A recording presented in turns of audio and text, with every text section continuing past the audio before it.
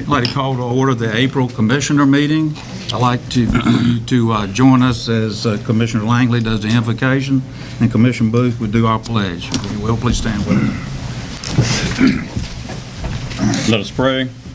Eternal God, our Father, we are grateful and thankful for this very moment in time. And God, we just ask for your love, grace, and peace to be in this meeting, God, that we may make wise and prudent decisions for your people and do the things that are pleasing in thy sight. In Jesus' name we pray. Amen. Amen. Let's place the flag. I pledge allegiance to the flag of the United States of America and to the republic for which it stands, one nation, under God, indivisible, with liberty and justice for all.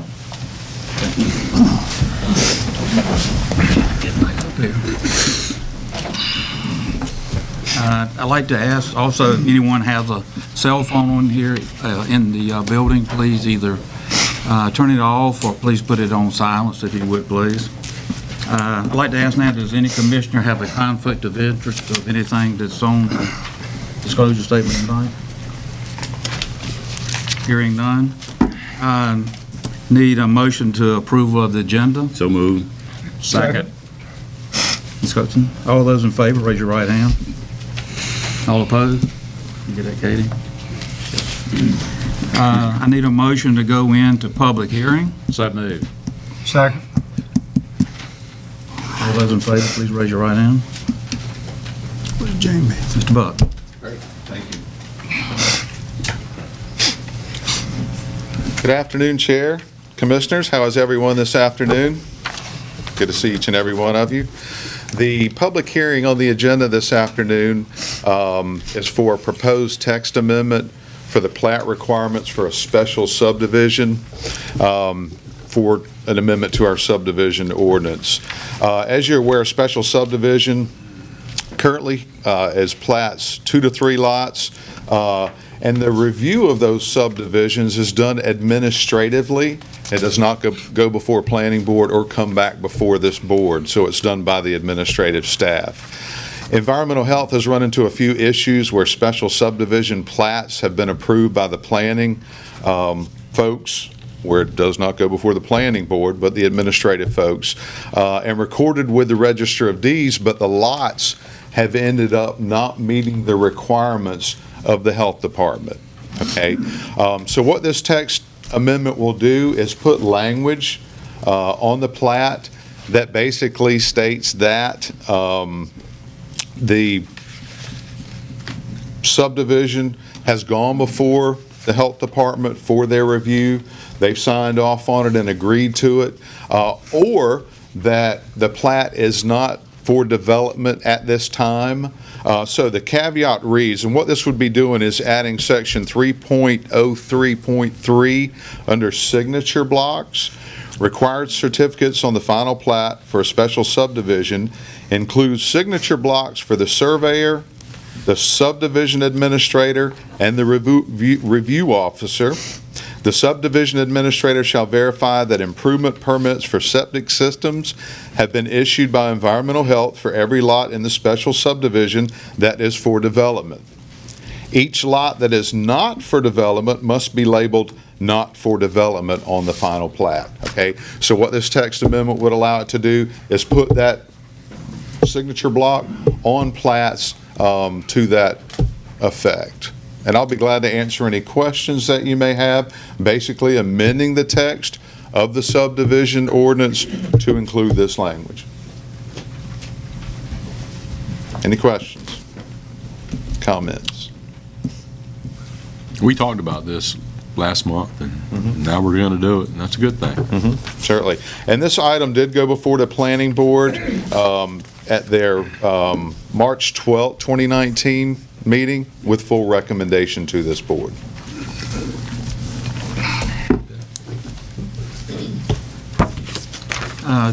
Going to ask for anybody to the public hearing would like to speak on this. No one signed up. I need a motion to come out of public hearing. So moved. Second. Second. All those in favor, please raise your right hand. Okay, we're down to items for presentation. Ms. Burnham.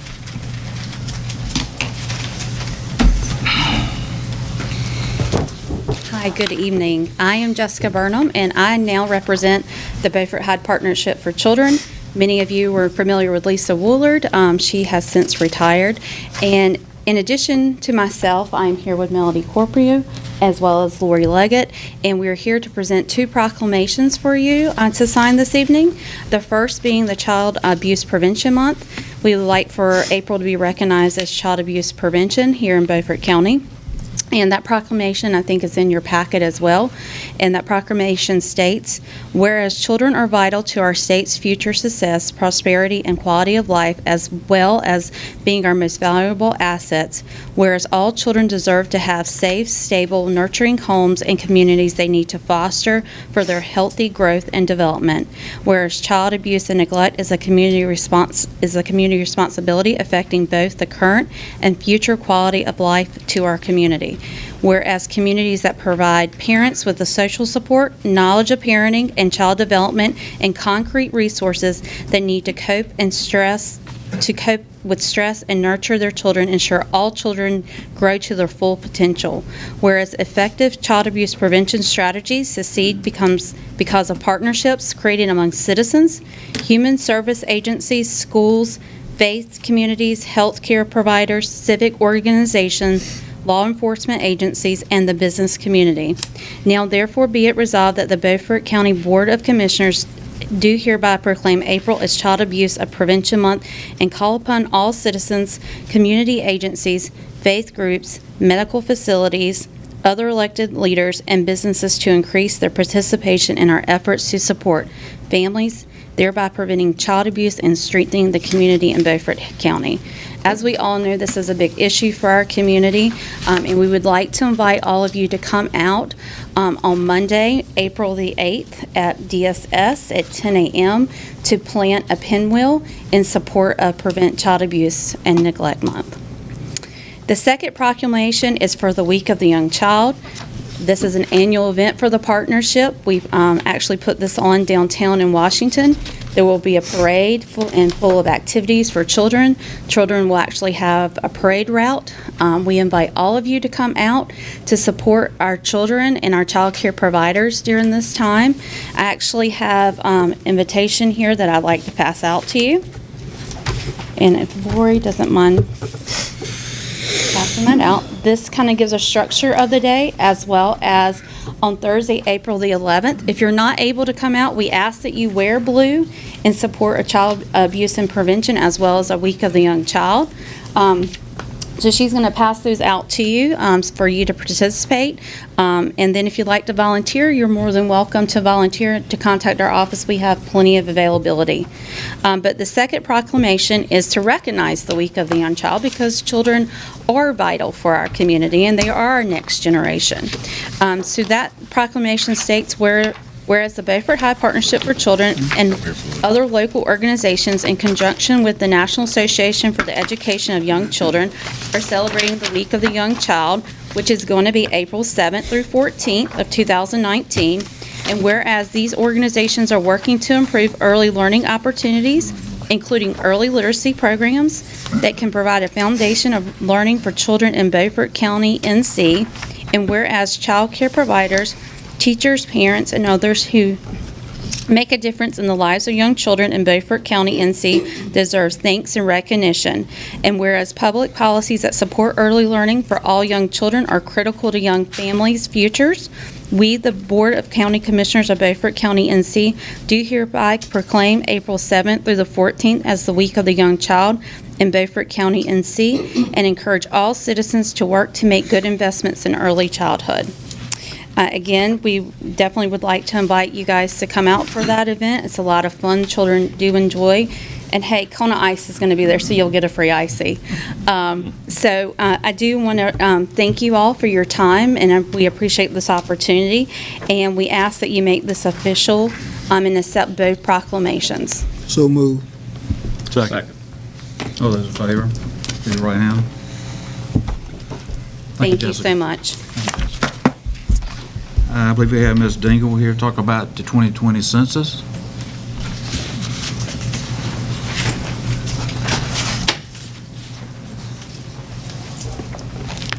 Good evening.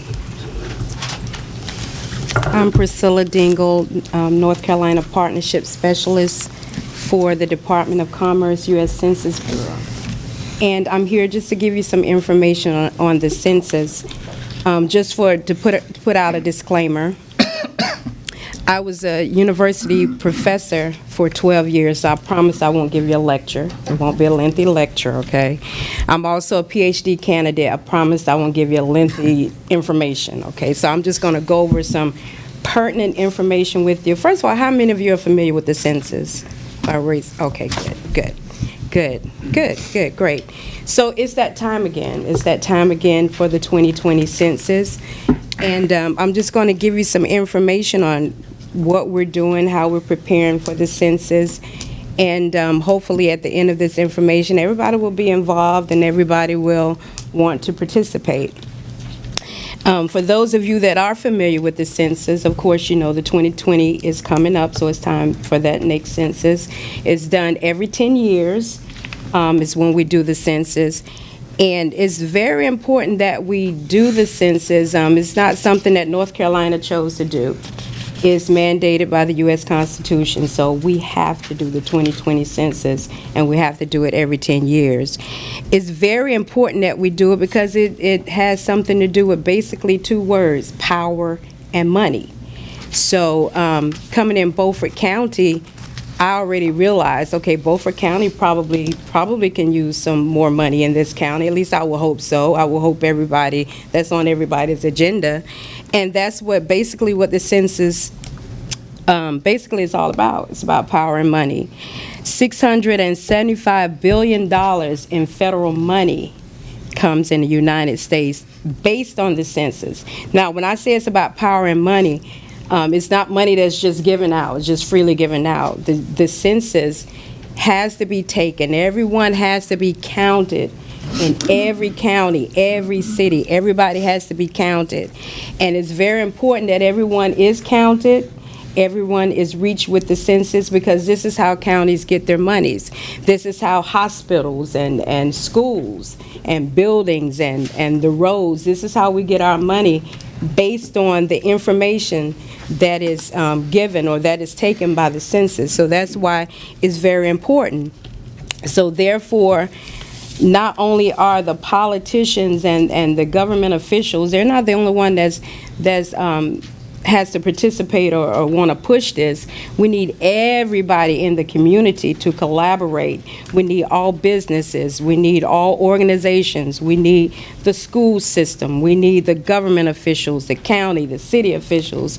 Everybody need to participate because that's how we can get more money. And this is something that's been done since 1790. So this is nothing new. This is nothing that was just done a couple of years ago. It's been many years since the census was established, but it's an ongoing thing that is done every 10 years. So this is that time.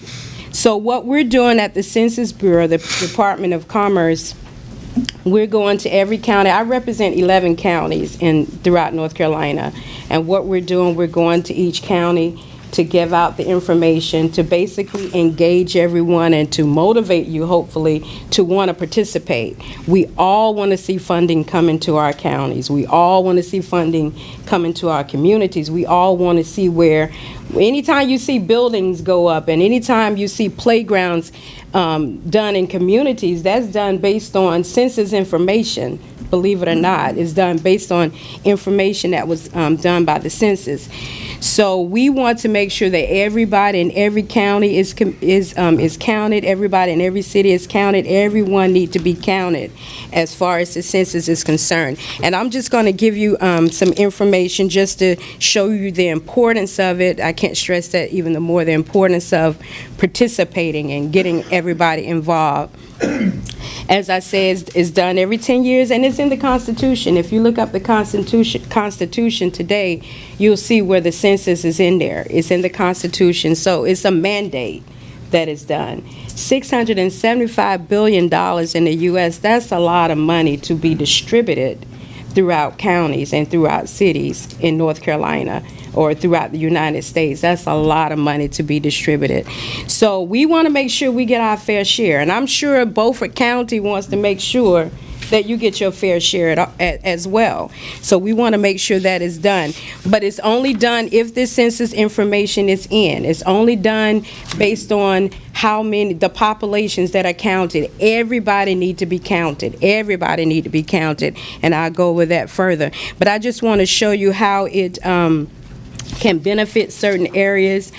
It can help with planning urban land use, planning outreach strategies, designing facilities for people with disabilities, the elderly, children, planning future government services. This is just a few things, how it can benefit. Scientific research, intelligent maps for the government and businesses. As I mentioned, it can help businesses and schools. We need to have, children need to be counted. Everybody need to be counted. Adults need to be counted. So it can help in all of those different areas. So that's why it's very important. Now, I want to let you know, as far as North Carolina is concerned, North Carolina bring in like millions and millions of dollars based on the information that is received based on North Carolina participating in the census.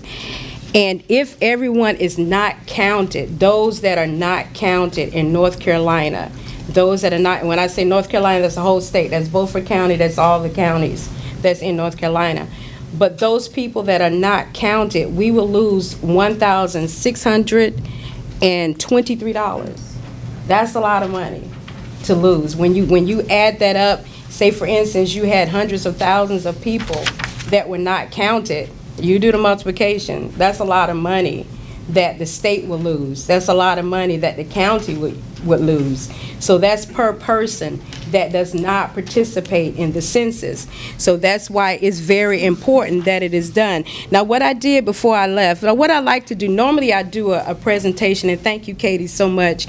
She asked if I was doing a presentation, a PowerPoint, and I didn't do my PowerPoint today because my file was accidentally deleted, so I'll take care of that later. So I just wanted to make sure I give you the information this way. But what I did, I looked at Beaufort County because I like to see what are the rates that each county has as far as participation in the census.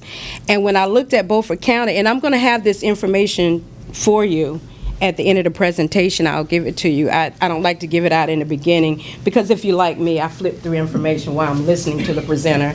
So remember, I'm a college professor, so I probably get that from there.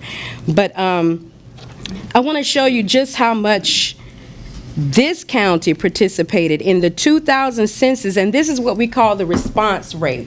And the response rate is basically what it says, the response that is given on the census. Based on the response rate for Beaufort County, your county, this county, the governor is asking that we get over 80%, at least about 82%.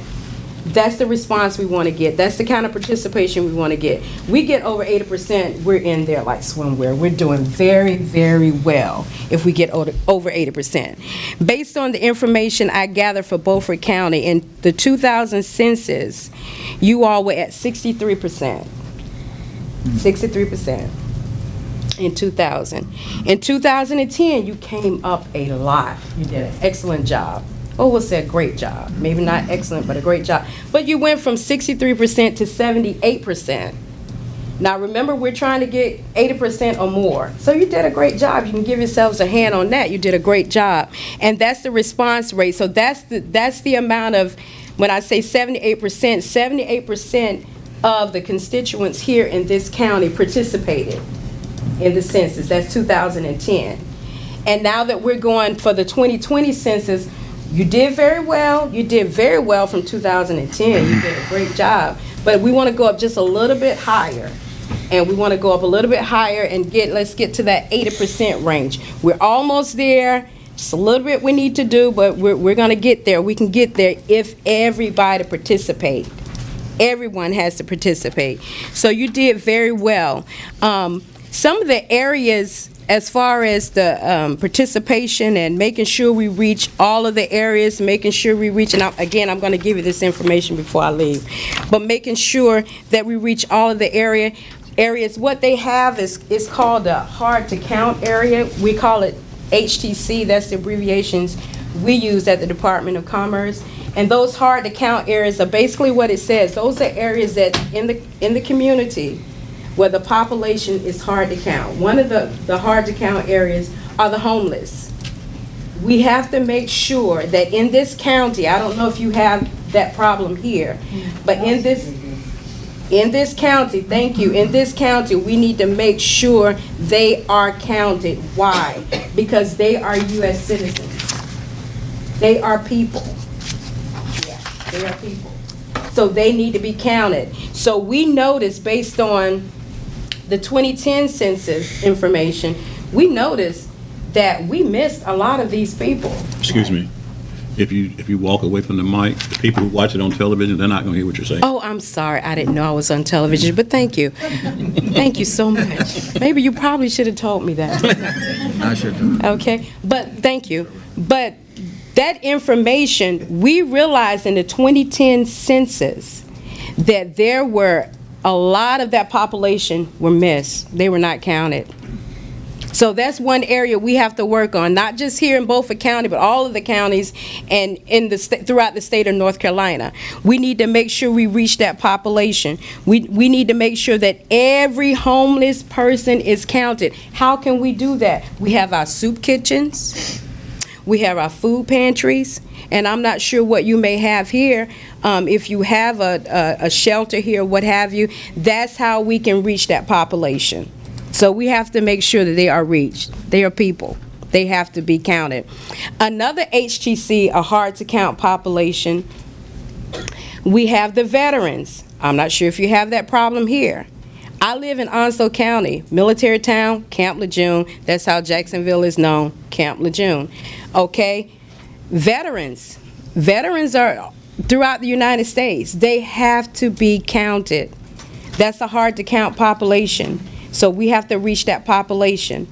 Another population is the 0 to 5-year-olds. The 0 to 5-year-old children, that population, they have to be counted. Now, this is a very important population, and I mean, not that the other ones are not, because they all are, but this is a very important population because we lost, through the 2010 census, there are over 1 million children between the ages of 0 to 5 that were not counted. This is very important because this is where our school system comes in. This is where the daycares come in. This is where all of the organizations that deal with children, this is where they come in. We've got to reach that population. And some people, this is where we had a lot of confusion as far as those children that are counted. Someone wanted to know, well, what if the child lived with the grandmother and sometimes stay with the parents, or what if the child lived with the father and sometimes stay with the mother if they're divorced or what have you? But to answer that question, wherever that child is on April 1st, which is on 2020, April 1st, is today April 1st also? Okay, a year from today, exactly a year from today. But wherever that child is located on April 1st, if that child is with the father on April 1st, the father will count that child on the census. If that child is with grandmother, the grandmother will count that child on the census, okay? So we've had a lot of confusion in that area as far as where the child is counted. It depends on where the child is at that time. That is where that child is counted. Okay, then we had the questions about the college students. Okay, some of you may be parents that have college students. If that college student is in college at that time on April 1st, they are counted in that dorm. They are counted whatever college they attend, that's where they are counted at that time. So Mom, you cannot count them. Dad, you cannot count them at home. Wherever they are located in college, that's where they're counted. And trust me, we will reach that population in all of the colleges to make sure all of those young people are counted. So we definitely will reach that. But those were some of the pertinent questions that we had as far as counting children of that age group and the 0 to 5 age group, which is a very large, we missed a lot. And we want to make sure that we have that age group this go round. We want to make sure that we count all of those kids. So those are some very important points I just wanted to go through, and the hard to count areas. Also, the information that I'm going to give out to you concerning Beaufort County, what did I do with it? As a part of that information, now when we talk about the hard to count areas, we cannot leave out the immigrants. They have to be counted. Okay, in all of the different counties, we do have Hispanics, Latinos, we have, all different nationalities. All of those have to be counted.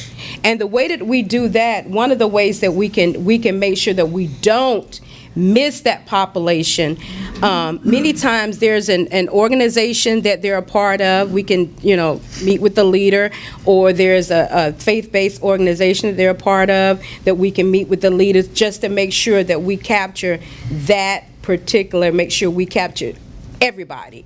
Immigrants, everybody, because they have to be counted as well. So we want to make sure that we do that. So on that information that I'm giving you, as far as Beaufort is concerned, in this county, again, we want to make sure this population is counted. It has the pi-gram, and as far as how many Spanish reside in this city, in this county. Okay, and it says 5.4% of the county is Spanish. Of course, 93.6% speak English, but 5.4% is Spanish. Well, that 5.4%, we want to make sure they're counted, because we don't want this county to lose any dollars. Again, $1,623. That's a lot of money when you add it up, hundreds and hundreds and hundreds of people. So we want to make sure that you get your fair share in this county, and we don't want you to lose out, okay? So again, we want to make sure we reach that population as well, which that is a hard to count population. Okay? So what we need to do, so what it is that you may be asking, so how can we, what do we need to do, where do we come in, what the Census Bureau is doing right now, we're going around to different counties, we're meeting with the county commissioners, we're meeting with the cities, we're meeting with organizations, we're meeting with everybody, and what we want to do, we want to bring everybody together. We want to form what we call a complete count committee. Again, CCC for us, we work off abbreviations, but complete count committee. And what we're dependent on with those committees is that we want the county to say, okay, we heard the presentation, we heard about the money that we could be losing, we heard about the money that we could be gaining, which you can gain some money through the community development block grant. You can gain money from that, and that, again, they get information from the census. So that's how important this is. And then there's other monies out there that you can participate and apply for, and you can get it because based on your census information. I always use the example. Years ago, many years ago, I had a nonprofit youth organization that dealt with young people. And I used to have parents that lived in that particular neighborhood, and they used to always ask me, you write grants all the time. Why can't you write a grant through your program to get a park for the kids, get a park? And we used to hear that all the time. We need a park in this area, need a park in this area. So what I did, and this was many years ago, I think it was a 1990 census, that's how long ago it was. And what I did, I put the census information down just to see how many kids were in that area. Because if I was planning to go to the city or the county to ask for funding for a playground, a park for the kids, I needed to take something with me. I couldn't just go in there and say, look, these parents want a park, give them a park. No, it doesn't work like that. So what I did my homework. I pulled the information down. Guess what? It was a lot of kids in that area, in that neighborhood. Based on that information, I took that and formed a city hall meeting, and we had this huge meeting, and I showed them the information. I did a presentation, and guess what? They built a park for the kids. Had I not had that census information to show them proof, this is why we need this park, because there are a lot of kids in this area and there's no park. There's nothing for them to do. They built the park, okay? Now, I don't plan to go around from place to place doing that. That's not what I'm called to do. But just to give you an example of how important this information is. So we need everybody to jump aboard. I really wish I would have spoken with the young lady that just left that's doing the thing in April. I really would love to come to that. That sounds like a great thing. My heart is with children anyway. But I would love to come to that. But we need to collaborate. And just events like that. That's how we can collaborate. That's what the census, we want you to form a partnership with us and say, look, I'm in it. Let's do this. Let's get together. So we're asking you to become in the Complete Count Committee. Become a part of that. If you want to get involved, if you want to participate, if you want to help bring more funds into your community, get involved. Get involved. And that's why I'm here. And that's my presentation. I have a question. Yes. Considering that the primary purpose for the census in the United States Constitution was to determine our representative in the United States Congress, House of Representatives, rather, as per state, why are we counting immigrants? And if we are counting immigrants, are we determining green cards versus the illegals? That's the most important question that has been asked recently. And to answer your question, we have no answer. Thank you. We have no answer. And I'm sorry, That doesn't instill any, but we have no answer. I'm so sorry. no answer whatsoever. Yeah, we have no answer. You know what? That's been a very important question that's been coming up in a lot of our presentations. And I hate to say it, but you were the one. It's always one that asks that question. He is the one. I tend to get to the meat of the matter. Yes. And you know, and it's not that it's a bad question. It's not a bad question at all. It's a very good question. And it's a question that has caused a lot of controversy, like recently going on. So we don't have an answer for that question. I apologize. But why, I mean. We just don't have an answer. This is the United States government administering a You are census every 10 absolutely years right. to determine just how our representation will be in North Carolina in the United States House of Representatives, and we don't, this is not important. I mean, you think about it. Are we going to ask them, are you here legally or illegally? Have you got a green card? Can I see it? Right. And if you don't ask that, then you're getting a bad count when you're counting immigrants. And then you got to ask, why are we even counting them if we're not getting a correct count? Now, I can understand counting them if you are there to find out how many people are here illegally, because we need to know. Right now, we don't know if it's 10 million or 22 million. True. Somewhere in between. And we need to know if we're going to start talking about deciding to allocate amnesty. You're absolutely right. And the reason I cannot answer that question is because that's the question that's up right now. So, you know, and we're told just try to shy away from it until we get some answers. So that's what we're doing. We're trying to get the answers. And valid question, we get it all the time. And you were the one. But we just don't have the answer for that yet. I'm so sorry. Any other questions? Thank you, Ms. Dingle. Okay, before I would like to say that the census is hiring, and I do have this information. Can you get those for me, please? The census is hiring, so I'm going to leave this information with you. We are hiring, so I'm going to make sure I leave the flyers with you. So I'm going to leave, I have several packets with me. Thank you, Katie.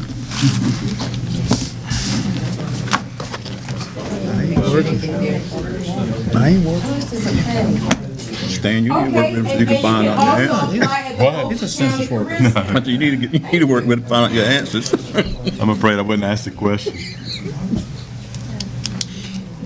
So I do have some information. I hope I have enough, whoever wants it. And all of the information that I've gone over, all of these flyers are in that information, but all of the information I've gone over, if you should have any questions or want to go over the information, everything that I've gone over is in that information. So thank you so much. I appreciate it. Thank you. Thanks. Thank you. Mr. Hedgepath? Sure.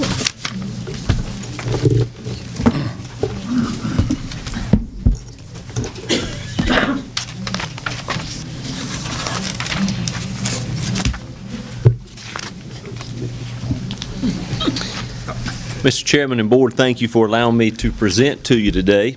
I am asking you to approve a resolution recognizing search and rescue efforts that happened in January in Craven County for the successful outcome of the 3-year-old child, Casey Hathaway. It's always good to have a successful outcome. We don't always have successful outcomes, but it's great to have one and want to be able to celebrate that with both our fire, rescue, EMS, and law enforcement community, but also our citizens at large. We had a lot of citizen participation from Beaufort County specifically in this, in Craven County, anywhere from prayers to providing food to helping out in the community. So with that, I just ask for your approval of the resolution that has been presented to you. So moved. Second. Comment? Comment, go ahead. Did you ever find out about the bear? I figured it was something crazy. Find out who the bear is. That's a very good question, once Right. again. There's been great discussion about the bear. The child stated that the bear stayed with him, and the Lord works in all kinds of ways. Yeah, he does. How Just like close having did the they name find of the bear. the child to the house where the child left? Less than a mile. Less than a mile? And with no scratches or Had some, a few scratches? doing well. I can't Doing well. Any other questions? All in favor, raise your right hand. Ms. Stan, Stan, raise your right hand. Okay. Thank you. Dan, that's a conversation for another day. Public comments. We have one person to make public comments. I remind you, it's 3 minutes, and Ms. Mish, thank you for being back with me. Chairman Evans, Commissioners, good evening. Commissioners, thank you for your patience, your understanding, and your vision of what our justice system needs to be. I'm here tonight to reinforce your understanding, because what could be more objectionable than lacking in social conscience, eroding the integrity and functioning of our justice system, and based on state statutes and federally protected rights of those in our keep, leaving blatant opportunity for lawsuit due to physical constraints of our antiquated jail.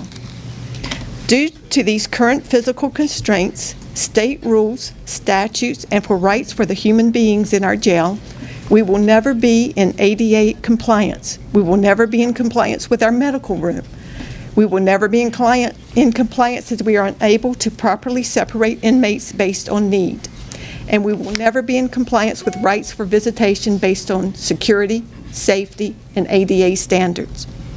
As to brick and mortar of the jail, for example, and due to lack of space, we fail in state rules for no lavatory in the medical room. Yet, due to being grandfathered in with state construction standards that apply to the jail's 1960-something construction, we pass inspection, getting away with no sprinkler system in the jail. How could we, as reasonable people, continue to allow this? And with all our jail problems, we are forced to continually send our detainees to our neighboring counties, doing this at great expense, lining the pockets of our neighboring counties. We need to know exactly how much spending that is and start keeping it right here in our own community. We clearly are long overdue for this new facility, adapted to the complexity of community need. Along with video arraignment and video legal advisement and 21st century functioning, we will at last reflect capability integral to our justice system. Thank you. Thank you, Ms. Mish. Okay, we're down to items for consent. I need a motion to approve. So moved. Second. Discussion. All those in favor, please raise your right hand. All those opposed, did you raise, which one did you do? The latter. Okay, good. Okay, Mr. Buck, we're back again to talk about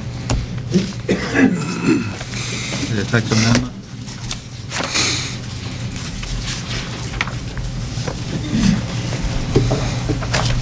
I think most of you heard the presentation at the public hearing session. The item on the agenda is a proposed text amendment for plat requirements for special subdivisions. Currently, special subdivision plats, 2 to 3 lots, only need to be signed by the planning director or planning administrator, zoning administrator. Minor and major subdivision plats must be signed by environmental health unless the owner signed to certify that the lots are not for development.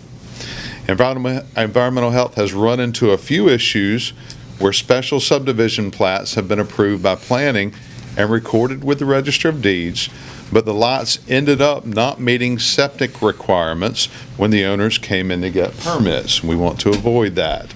Then the owners have to undergo the expense of getting their survey and deeds redone and going through that process. This text amendment is being proposed to avoid those issues occurring and the hardship on property owners or subdividers of property. The proposed text amendment for special subdivisions went before the Planning Board, was unanimously recommended for approval at their March 12th, 2019 meeting. The language would add, under Special Subdivision Procedure, Section 3.03, it would add 3.03.3, signature blocks, which reads, required certificates on the final plat for a special subdivision include signature blocks for the surveyor, the subdivision administrator, and the review officer. The subdivision administrator shall verify that improvement permits for septic systems have been issued by Environmental Health for every lot in the special subdivision that is for development. Okay, those are the ones that are for development. Each lot that is not for development must be labeled not for development on the final plat. I feel that that'll eliminate a lot of confusion. After discussion with several folks, board members, property owners, as well as the planning board and environmental health and county staff, this is the best way to proceed by amending the text to make sure that undue hardships do not occur for the citizens of Beaufort County. Motion to approve. Is there a second? Second. Discussion?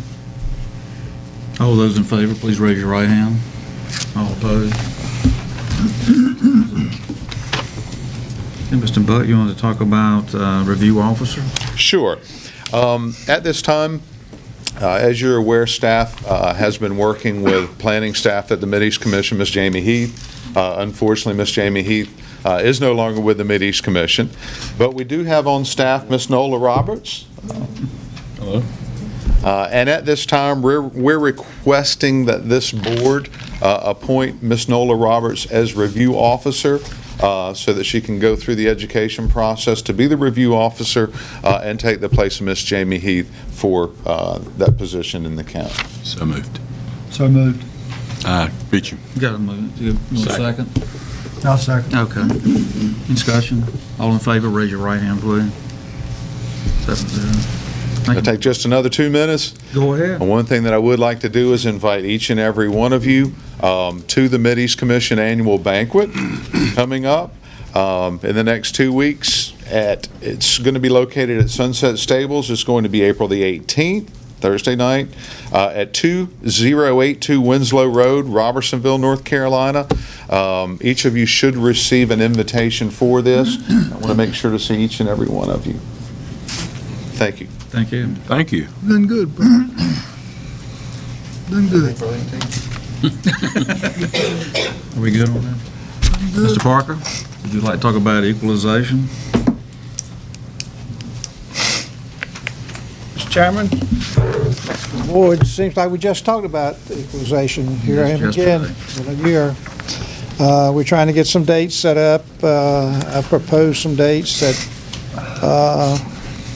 I just took them off the calendar, and you need to let me know if these dates are okay for you. We just heard what Mr. Buck said, right?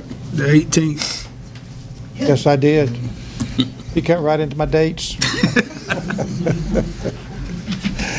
Frankie, you had one, didn't you? Yeah, Bobby, I have a problem with April the 16th. Okay. 18th and 16th. Just a reminder, we only need 4 commissioners per meeting. So if one of you has a conflict, the other 6 or 7. I think we're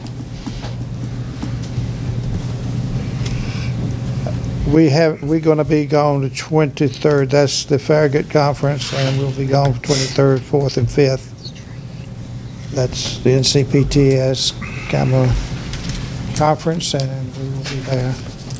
So any other time that you, except Saturdays and Sundays. Well, have we agreed to take out the 16th and the 18th? Just the Why 18th, why I don't you think. why don't you see how many people can go on the 16th? If we've got Okay, plenty of numbers, that's fine. Be the 16th. I can go to 16th. I can go to I can go. 16. Are we good with the 16th? 16th's okay. That's fine. 18th, Okay. so we gotta take- 17th is a Wednesday, you probably want to, I don't know, but you out. Well, I won't be on a Wednesday. Everybody know that. I did too. Everybody, Anyone else on, how about the 18th? It'll be kind of, 18th, we'll probably all be gone, Yeah. right? You need to take out the 18th. yeah. Yeah, That's your meeting, okay. Take out the 18th. yes. Need about at least two more. Is the 17th good for everybody? I didn't hear that. Yeah, Okay. 16th, 17th, okay. 17th, We just take Gary's it the out. only one I think will be missing there, so Yeah. 17th. How about the 22nd, that's a Monday? Good with me. Good with me. Okay, I'm good with that. Yeah, we Does that got- give us 1, 2, 3 days? We need one more. How about the 29th or the 30th? That gives us the end of all of April if people have decided. Be Yeah. fine with me. Okay, which one, 29th? 29th, that Monday. 29th, All right, everybody good with 29th? Got him, Katie? you got them, then the 16th, 17th? Okay. All right. Now, if I may, when we start lining people up for these meetings, it's better for them to be waiting on us than for us to be waiting on them. That's what we try every year, and you know people how people are. Well, you need to tighten it up more than you had it last year then. You just tried last year, you didn't make it. You need to tighten it up more. I thought we were pretty busy. Just do the best you can. We scheduled 20, and that's about, Yeah, but it's the spacing that makes it. Tell them all come 5 o'clock. We don't need the motion, consensus. Do we need a motion to approve these dates? Or just consensus? What, Your motion last year. You need a vote. So move. That's a local meeting. You can't. Any more discussion? so we're talking the 16th, the 17th, the 22nd, and the 29th. Correct. Okay. All those in favor, raise your right hand, please. Any opposed? this could be too many Think about it. meetings, but I'd rather advertise that we are finished than have to ask for more, so. Be there the first meeting, everybody got to be to the first meeting to be sworn in, right? Right. This one. Think about it. Okay, thank you. Is Dolores there? She's in the She house. is, I couldn't see. She's in the Yes, you and house. Brian's going to talk about policy change. Maybe this meeting. Good evening, Mr. Chairman and Commissioners. The Beaufort County Commissioners were presented with a draft copy of the revised Beaufort County Personnel Manual on January 31st of 2019 during the Board of County Commissions Planning Retreat.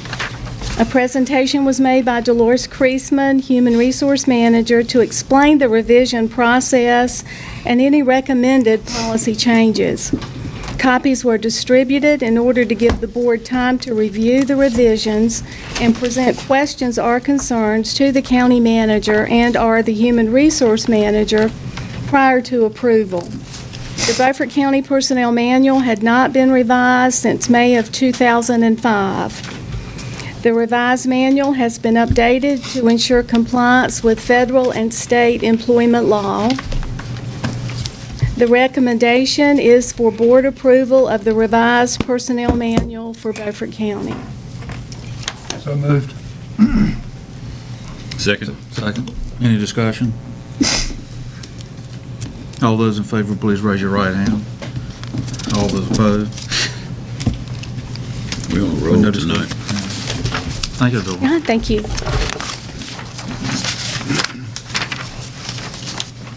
Mr. Alligood, you want to talk about the NCDEQ planning? Yes, sir. Thank you, Mr. Chairman, members of the board. This is the NCDEQ Planning and Management Grant. It was on your agenda last month, but we didn't have the contract. The contract has been sent to us. You have a copy of it in your agenda. requesting your approval for the actual contract, so I'd be glad to answer any questions you have. Mr. Chairman, I move that we accept the resolution. I'll second. Any discussion? Well, we're only getting $15,000. You are receiving $20,000 with the $5,000 match, so it's a total of $25,000. Just a total of 25? Yes, Oh, with okay. with our five included. Oh, okay. There is one schedule that says that. That's what I thought. Back in the back. It That's what I says thought. both, but there is one schedule. I thought I saw both in there, but I wouldn't. So which is the real one? It's 25 total. There's a $20,000 and then our five. Okay. Any more discussion? All those in favor, please raise your right hand. All, none opposed. We're going to include Gary. In the affirmative. He's not here. Brian, you want to talk about the tax study, please? Yes, be glad to. You've got a short memo in there. The folks that came from the North Carolina Association of County Commissioners group to do the tax study, they were still working on it. I had a conversation with Mr. Baker. He says they'll have it done by the 15th of this month, and didn't know if the board wanted to have a special meeting to receive that report, or do you just want to wait till the next regular schedule? He can do it either way, but it won't be done until after the 15th. He had somebody still writing a section of that report.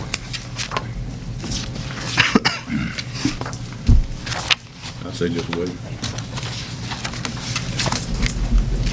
You going to wait?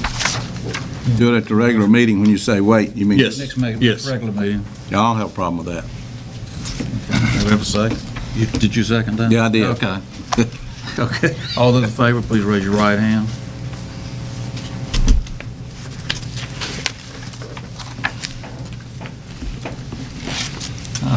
David?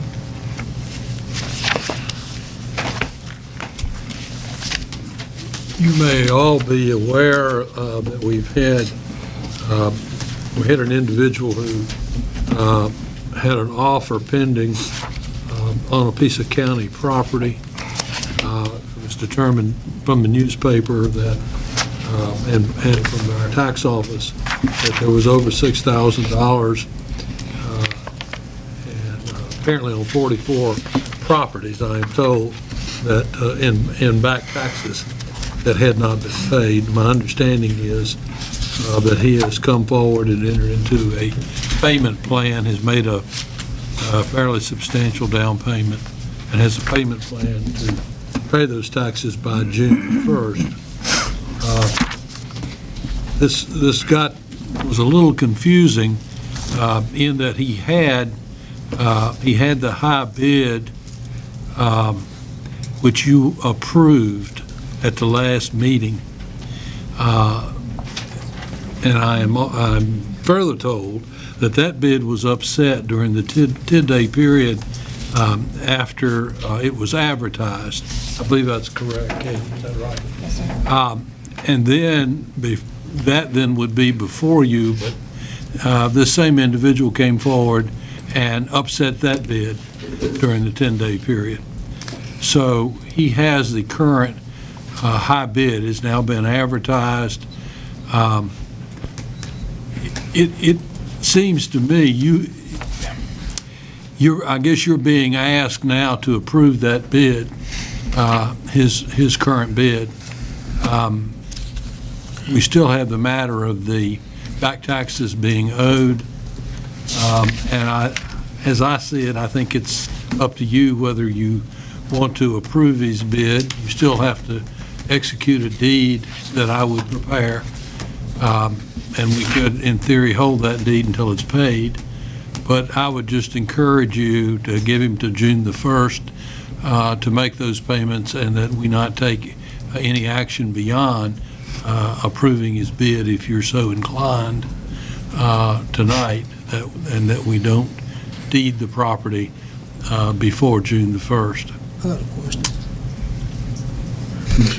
Now, he put the first bid in, and it was upset.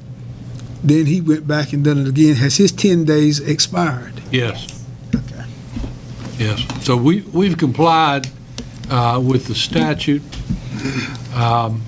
for the high bid that he now has. But you've got to approve that bid. And I would just, I think you ought to just shove it into neutral and give them to June the 1st to bring it up to snuff. What grounds do we have to do that? I mean, the thing about it is, we know he owes taxes. I mean, let him have the piece of property. I mean, as far as I'm concerned, let him have it. And if he don't pay it, go after his property. I mean, that's what you do to ours.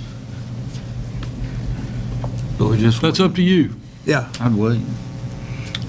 So you, I mean, what's the problem? I mean, if he's the bidder, he's gonna get it anyway. But you're giving him time to pay. not if this guy pays his taxes. He won't get the property. Yeah, he's gonna get the property.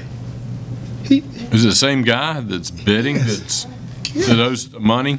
Yes. Oh, so he can do that. Oh, I knew he could do it, but he can financially do it. He can afford to do that. I don't know. Back up. All right, but I don't see I where won't go it that far to say that. Let me break this into two parts. We've got the issue that the attorney has presented, which we really don't have any policy on. That's right. All right. We've got a second issue that I'm hoping you're going to bring to us, which is going to say that we're going to accept no offers from people that owe back taxes. Do you still plan? No, I agree with that. Do you still plan to present that? See. Well, I think that's all part of this. Yeah, I think what the attorney is saying is we're not going to close with him until June the 1st when he performs on the taxes that he owes us. Then he can pay us for all of it, and we'll close with him on it. And I don't have a problem with that fact that we don't have any policy. But I am looking forward to the second part of this, which says we're not taking any bid. No bids are accepted unless your taxes are paid up to date. I think that's good. Brian? The board currently has a policy on purchasing that we will not enter into a contract with a vendor if they are delinquent in taxes to the county. Well, that's fine. So there's a little bit of a stretch there. It would be the Yeah. county the county attorney to interpret that, but that is out there right now, but not specifically the way you've addressed it. Yeah, I can vote for it the way that the attorney has presented it, that we wait till June the 1st, but I also look forward to voting on the second part of this, which is going to clean up all of that. My question to Bobby is the payment plan is June the 1st, the D-Day on being paid? When, I think. It's Kenyon. Yeah, that's the Okay. collector, yeah. June the 1st, I talked to him this morning, and he said that was the arrangement. He had paid $1,500 on the back taxes, and they gave him till June the 1st Come up with 4,500. to pay it off. I'll make that in the form of a motion. I'll second. Katie, do you have what you need for the motion? You done? Any more discussion? And if it don't meet that requirement, put the property back up for bids again. Yeah, is that a part of the motion? All right. Yeah, I don't have a problem with it. I'll accept that. All those in favor, please raise your right hand. All opposed? 7-0. Okay, we're down to items for discussion. Commissioner Deathridge, you want to talk about? Oh, wait a minute, I thought we were going to get the second motion. What was the second? Part of that, it's about moving forward. Am I to accept bids from people who owe county taxes? Who made the motion? Well, I'll make it. I move that we not accept bids for for taxable surplus property, however you want to describe it, any property being sold by Beaufort County from people who are behind in paying their taxes. I'll second that motion. Any discussion? That makes good sense. All those in favor, please raise your right hand. Second motion. Oh, no, what about him? That's a problem. I played most of it. I did. Item for discussion, Mr. Deathridge, you want to talk about the meeting with the city? Yeah, when are we going to do that? I just start with that one question. When are we going to meet with the city We don't have a meeting date set yet. I've had a conversation with the city manager to talk about some things. He agrees it's an opportunity for us to get together. We've talked about some specific items, but we're trying to come up with an agenda and then work with the boards to determine. So we're still working on that piece. Can we do it at least in early May so that we can? We'll try to, yes, sir. Get into our budget workshops. Good. You done? Yeah, he done. That's it. It's just a. Okay, Mr. Davis, you want to talk about? Item 2. Hardening Okay. of the schools? Yeah, this issue won't take too long, but it is something that we, again, need to meet with another governing body, although not a taxing body, but we need to bring that up as a point of, on the agenda, that we talk with the schools about their feelings about hardening the doors in schools so that we can keep children as safe as possible. Well, last year, you guys started to institute resource officers within the school system at a cost of over $800,000. And while that may work to some extent to alleviate part of the problem, it's not the only solution. My opinion in dealing with the prospective school shooting is that we do everything that we can and try to go from there to decide what's best. Now, I can tell you right now, hardening the doors would be a very inexpensive way to alleviate many of the problems of egress into the schools, and maybe we could, it would make a big difference, and I think we should consider that. It would be a cost to the county, but we would need to do it at the, I guess, at the school system's behest. I'm not 100% clear on that, but they would probably want to have it done. And I can't imagine them not wanting to have it done. We've already done quite a bit of that already, Stan. We did Eastern Elementary, we did Washington High School. We've taken care of the middle school. And it's handled from one control point? Is it handled from one control point? Inside the office, yeah. It is? You got to be buzzed in. Okay, buzzed in, okay. I don't know about south side or north side, whether they've started working on it yet or not, but I know the schools here in the local area are hardened. Is it just hardening the exterior doors, or how about the interior doors? No interior doors that I'm aware of. You understand how, quite possibly, it wouldn't be a bad idea to be able to harden the interior doors too. I do. Once you know where the I think prospective you can lock shooter them is. from the inside, but not by a button. Yeah. Okay. Very good. So can we put that on the agenda when we meet with the school system, Mr. Manager? Yes, sir. Okay, very good. Well, let me clarify something. I'm a little bit confused. Are you talking about looking comprehensively at each school's security to see if there's any way that we can reduce the cost of having officers in the school? Yeah, I mean, eventually, that's it. I mean, this body has looked at one avenue to alleviate a school shooting. There's other avenues we need to look at, and we need to do all of them, and then at some point, we need to decide what's most cost-effective. Because if you have resource officers, that's not going to be a viable option to have 100% control. In fact, I would wager it's probably a lot less effective than hardening the doors. Hardening the doors, I think, would give you a much better capability of stopping a school shooting. Resource officer, I mean, hopefully he'll be in the right place at the right time, but often they're not. Let me clarify one thing here. It's not just hardening the doors, it's the security system that goes with hardening the doors. And when I say comprehensive security system, you look at that school and see how you're going to provide the security, possibly by reducing the number of resource officers. Yeah, well, absolutely. Now, I think it's a good idea to have resource officers at high schools because they're doing more than just protecting the children. But I sometimes wonder how efficient it is to have them at elementary schools when hardening the doors might be a better option.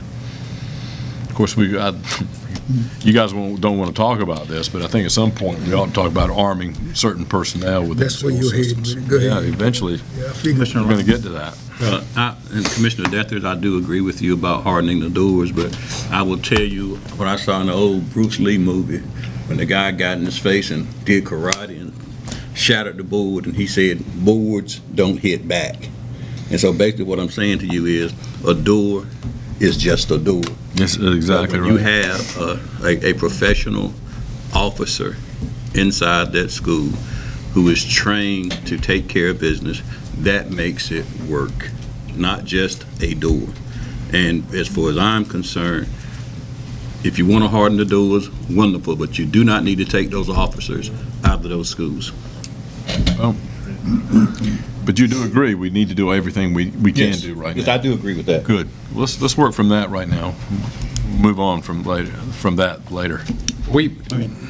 Just one comment. I think it's been 3 years ago, we had in the budget, was it $500,000 for security, which included some of the things that you were talking about.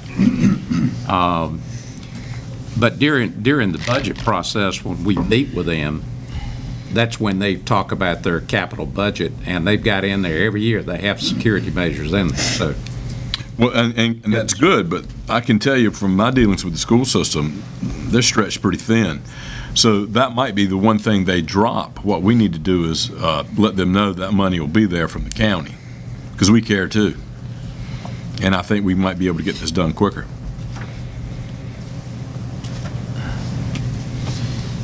Good. Commissioner Richardson, you want to talk about the flood maps? Oh, well, like the manager to tell us when we're going to get our flood maps approved. I wish I could tell you, I don't have any additional update. The lobbyist was up there, we were up there. I've not heard any additional, hadn't had any additional follow-up from anyone. So what's our target date? We are still late this year, fall of 2019. summer, fall, yes, sir. 2019. Yes, sir. All right. Okay. You good? Yeah. Okay. You want to talk about the school district? Yeah, the school computer program at NC State is doing, I understood that would be ready about this time. It is. We had a conversation with folks with NC State ORED, and they are in communication or trying to get in communication with the superintendent, have some conversation with him. Our conversation together was that we would try to make that a presentation included with the joint meeting that the boards are going to have. Because they want to present that to both the school board and the Board of Commissioners. So we are working with the superintendent right now to determine when that joint meeting will be. Late April, 1st of May is what they're looking at to do that. Okay. You good? Yep. Okay. Mr. Richards, you want to talk about medical and operations cost of at the jail? Yeah, this may take a few minutes. Go You ahead. know, I'm concerned. We had a patient last year that we paid, I've forgotten my numbers, $346,000 for medical on. He admittedly had been sent out of the county. No one in the county claimed that they knew anything about these expenses that were going on at a horrible rate. And I, at that time, raised the issue, how do we manage the outside medical care for jail inmates? Because if inmates are becoming problems insofar as us having to provide medical care on this level, we have options. Well, nobody wanted to do anything about it. This board walked away from it. About a month ago, we got another bill, which was through the end of December, I believe. Same person, another $250,000. Both of these are unbudgeted items. And so now we've got a $600,000 inmate that is pleading guilty to murder. And the county is providing all of this care.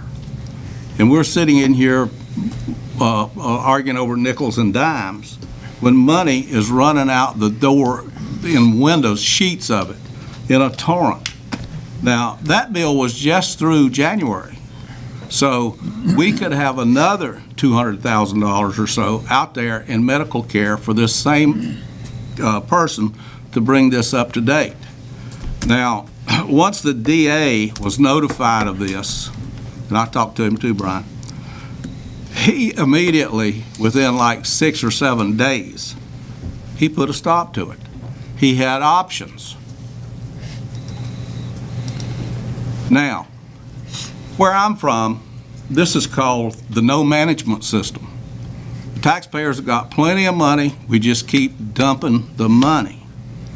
Now, I asked about 2 or 3 weeks ago, and the excuse that was given to me was they were busy working on the budget, for an update numbers on how money that we were spending for inmates for continuing care from the jail. And I don't have that information yet. They were busy putting stuff together. I hope to have it shortly. But the fact, just the mere fact that accounting could not provide that information tells me there's not a system out there. We are doing absolutely nothing to control outside medical costs. Within the jail system, within the justice system, you don't have to take this as taxpayers. Once you see that you have a patient, an inmate that's costing you money, let's face it, if you're having to spend that much money on them, how far can they run? Then we have options. Ankle bracelets are one option. I'm not talking about just this particular inmate. I'm talking about all inmates in general. You can turn the guy loose on bail. The judge can review the case and say, well, you know, the bail was set on this thing. He's costing you $20,000 a month. And I've reviewed this case, and I've decided to let this guy go home. We'll put him on an ankle bracelet, or we'll just let him out until his trial based on his own recognizance, in which case he pays his own medical bills. You, the taxpayers, don't have to be beat around like this. And I am very concerned that the Board of County Commissioners has not directed the sheriff to provide such oversight. They do it in almost every other jail in the state. So why aren't we doing it here? And I'm going to make a motion at this meeting or the next meetings. This is a discussion item. I'll probably make it at the next meeting, that whatever the fees are that we're having to pay for these excess above what's budgeted for outside medical care be deducted from the sheriff's budget. And if he has to let some deputies go, or he has to cut out that overtime, which is going through the ceiling too, then he can start controlling his own budget. But right now, the taxpayers in this county are being taken advantage of. So I'm asking this Board of Commissioners, what are you going to do about it? Charlie, did you want to make a comment? Was that a motion? He ain't gonna make no. No, I asked the commissioners, what are they going to do about it? I'll make the motion at the next meeting that we deduct his excess expenses from his budget and let him figure out how he wants to run the sheriff's department. Mr. Chairman. While Charlie's going up there, Mr. Richardson, I told you, and y'all looked at me real funny. I said it was cheaper for us to stay in these guys' bone. You're right. Now you see it's coming home to you. Yeah. Hang on, sir. Go ahead, Charlie. Mr. Chairman, thank you. I agree with a lot of what Commissioner Richardson just said. There are a lot of options that are out there. Pretrial release is an option. Reducing bonds are an option. All of those things are part of the justice system, but not one of those things is determined only by the sheriff. A sheriff can't reduce a bond on his own. A sheriff can't put somebody on pretrial release on their own. They have to be, in fact, they're judges' orders that by law there has to be a hearing that involves the prosecutor's office, the defense counsel, and judges that end up signing these things. I will say that there are plenty of counties that break that law a lot. They do. They'll get somebody and they'll have somebody that says, hey, look, this person here, they had a medical event and we don't want to pay for it. So they go and they'll call a judge in the middle of the night, and the judge, maybe not knowing the law, blowing the law, I don't know, making a decision, signs off on that person to be released. But that does not take the county off the hook for that bill.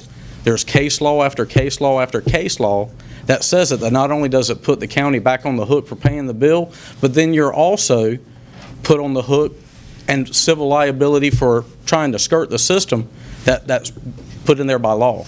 So those are options, and those are things that we try to do. Everybody that stays in our jail for more than about 15 days has paperwork done, and it goes before a judge to see if we can put people on pretrial release. We don't take part in bond issues as far as reductions unless we actually have a stake in the case, and then if we are asked, we will give an opinion on it. I had a conversation with the district attorney about the very topic. I know that the county manager did. I know that you have. Well, I had a conversation with him, and I'll flat out say that he will say things differently to me than he would say to you, than maybe he would say to the county manager. But the idea that you said that you made one phone call and the DA snapped his fingers is inaccurate at best. I disagree. Well, I mean, I'm sure you do. Because the DA told me what he was going to do when I called him, and he did what he said he was going to do. Well, he's almost like Donald Trump. Okay. Wow. So I don't even have anything to say on that. Wow. Except for the fact of he did have the conversation. He had the conversation with me. The timing of your request might make it seem that he did it because of your call, but that's like saying that the sun's going to come up because the rooster crowed. Charlie, what did you guys do? You had 8 or 9 months. What did you do? Nothing? We've made contact with the district attorney's office. You said that we didn't, but we have. The person, after he had the medical event, he had to be evaluated to make sure that he can still be a witness. Well, who do you think took him from one place to another to get evaluated? You know, that's based on a court order that's signed by a district attorney. So if you're saying that the district attorney didn't know anything about it, then you're saying that he didn't know anything about something that he signed an order to have that same person taken from a prison to a hospital to be evaluated for the reason of whether he can still be a witness after that medical event. So you might not think there's anything of it, but most normal people would understand that there's something a little bit more to that. They would. And you're a little bit more than a normal person. Thank you. But thank you. Yes, Mr. Charlie, what made this particular inmate go to Central Prison? We can't handle medical. We can't handle medical issues. That's what I thought. At our facility that other facilities may be able to take care of.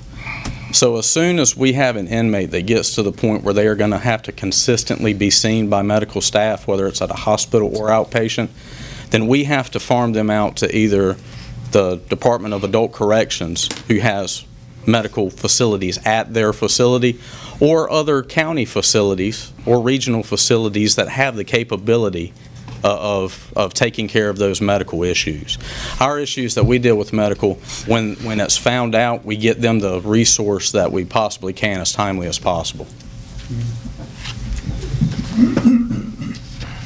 My question is for Anita and Brian.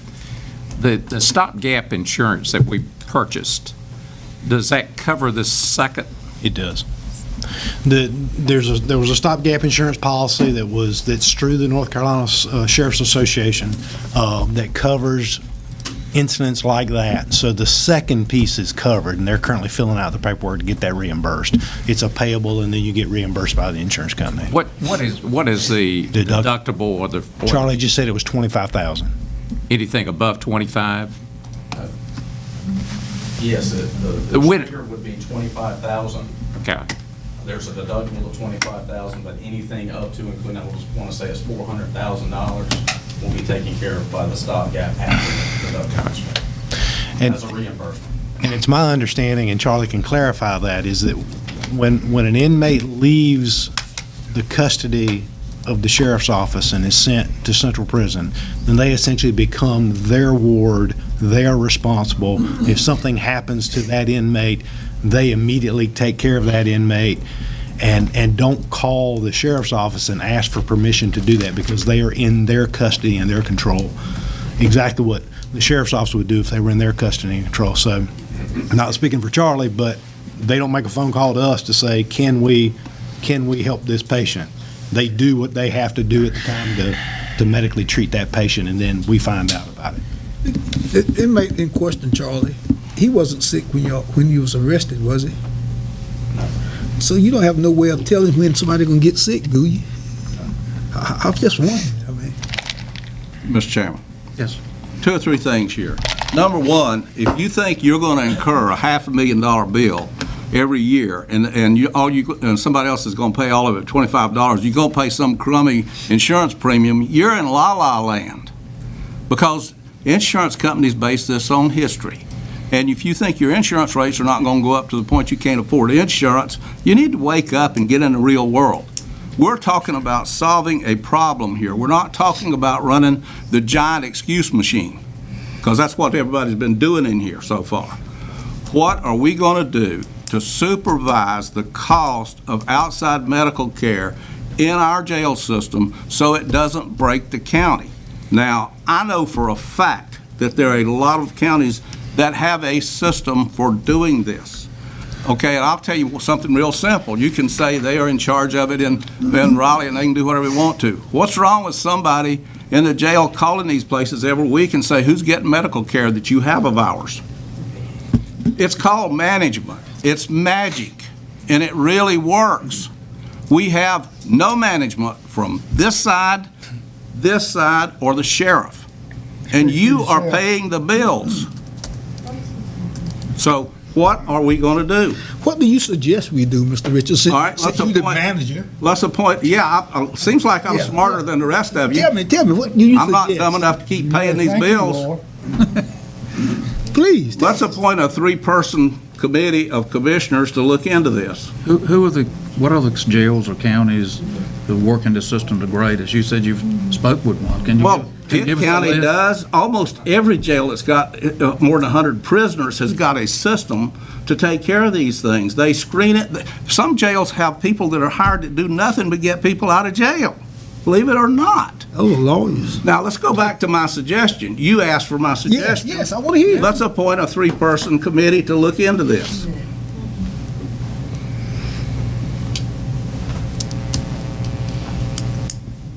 Well, I'm waiting. You can wait. That's a motion. Second. Discussion? Yeah, does your motion also include looking into other avenues to get people out of jail? Well, it can. Right now, I want to harp, these guys can't handle but one thing at a time. You just lost me. So that's why I'm talking about the medical part of it. Oh, come on. Since I can't handle one thing at a time, I'm going to make sure I vote right with my one thing. What is your motion, Mr.? My motion is that the Board of Commissioners appoint a 3-man committee to take a look at jail excess medical cost and how to control them. Mr. Chairman, my comment is that, here we've got a commissioner that wants to go over there and try to manage the sheriff's department, and he's an elected official. I've been a commissioner going on my 5th year, and this is the first time that we've had this kind of a bill. I can't remember, Charlie or Brian, they've if we've been had there. one the previous. They just haven't told you about them. I guess my comment when it comes to, management, everything that you throw out is on management. Yeah. You've been a commissioner for 20-some years. Why didn't you realize that it was a liability and we had the stopgap? You could have brought that up. So this is my fault now. Well, no, I'm just using that as an example of your management style. You're too close of friends with the sheriff to make an honest vote on this, Frankie. Well, and I know that. I don't have any problems. Let's let it go. I don't have any problems being friends with the sheriff. That's your buddy. I tell you one thing, I sure don't want somebody that's been picked up for murder with a bracelet on their ankle. Tell me how far he's going with a $600,000 medical bill, Frankie. No. A little bit of common sense goes into this, Frankie. No, nobody knew it was going to have that. Nobody knew it was going to have that medical. You're backing up on me. Do you want to solve the problem of excess costs in the jail, $600,000 bills like this, and other bills that keep coming in, or don't you? I've got confidence in the management. of the jail, and I've got confidence in our county management to handle that. And we finally have got some stopgap. And that was, did Hood recommend that, or did you and Anita do that on your own? Charlie. Charlie, okay. Thank you very much. You still haven't solved the management problem. Your insurance, they're not going to keeping you guys on when you have bills like this. Well, you tried to solve the management problem, and you lost in the election. That is not about, wait a minute, you're Yes. going cross-country. Yes. Do you Yes. want to solve this problem, save these taxpayers some money, frankly, or you want to get out in the gutter because I'll get there with you in a heartbeat? No. You won't like it. No. I'm not going to vote for it, so that's the end of my story. We ready to vote? I ain't. Yeah, let's vote.